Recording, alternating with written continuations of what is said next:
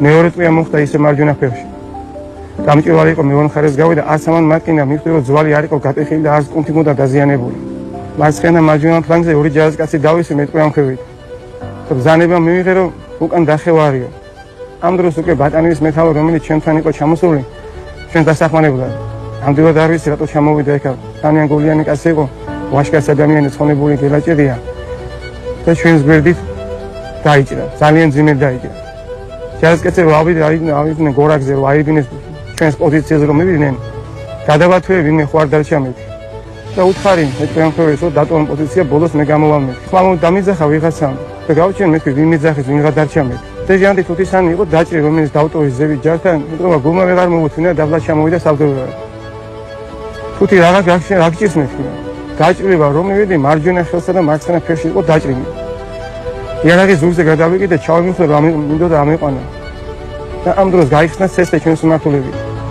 გადავეფარე თუთისანს და მესამე წვია მომხდა მუცელში.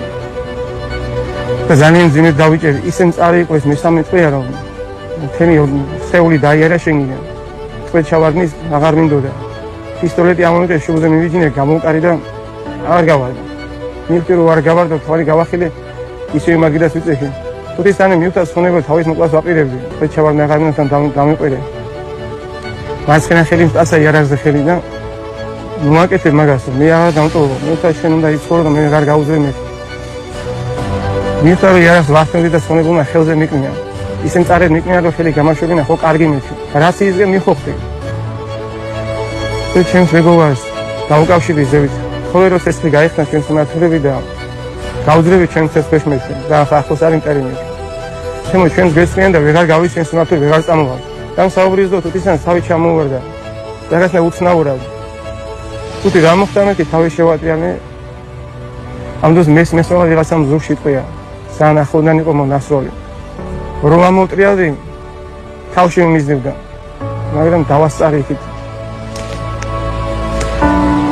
თასა თუთისანზე ნასროლი ქონდა გვეკი. გადასვლები იყო. ვეძახე თუთი მეთქი და აზრი აღარ ქონდა. თუთისანი უკვე აღარ იყო. რამოდენიმე წუთის შემდეგ ისე გავედი კავშირზე. რომ ძალიან ცუდ დღეში ვარ მეთქი. თუ შეიძლება დახმარება ისე თეთრი გახსნათ მეთქი. აყვირილი დავიწყე. უაზე აღარ ქონდა იმათას ცეცხლში იყვნენ უსებმა ცეცხლი გაუხსნეს. და იყო საარტიო დაბომბვა.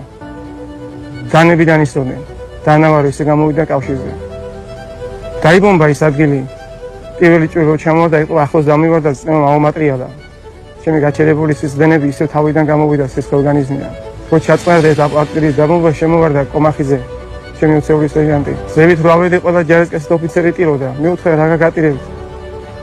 ფოტოთხრები ვარ, თუთისანსაც ეშველება მეთქი, იქნება რაღაცა სიცოცხლის წყაროა მეთქი. კიდევ არ მინდოდა მაგის გაგონება რომ მწარე იყო ეს ჯერ. ჩამოსვეს ამბულანსში. გორის ჰოსპიტალში მომიყვანეს. იქ უკვე ნარკოზი გამეკეთეს და უკვე აღარაფერი არ მახსოვს, გამეგვიძა ხუდუშაურში. გონზე რომ მოვედი, სანახავად შემოვიდა ექიმი. მეორე ექიმს კითხა, რამდენია კონფედრელი, როგორ არის დაჭრილი? უთხრა 4 ტყვიაო. ისე 5 ტყვიაო, მე ვთხარი 4-ია მეთქი. მე ზოგში რომ ესოლა კი ავიგზენი მარტო 1 ტყვია მეგონა და 2 უცვლია. ახაც იქ არის დარჩენილი 2 ტყვია. არა მომღია. თუ შემდეგ დაიწყო ოპერაციები უკვე. 7 ოპერაცია გამიკეთეს. შუქი ძიმეთი იმ ბიჭებისთვის, თუთისანისთვის. ისე ბრძოლა დაიწყო, ისე წავამიხი და მადლობა ღმერთს ისე მდგომარეობაშია და ისე შემიძლია ბრძოლა.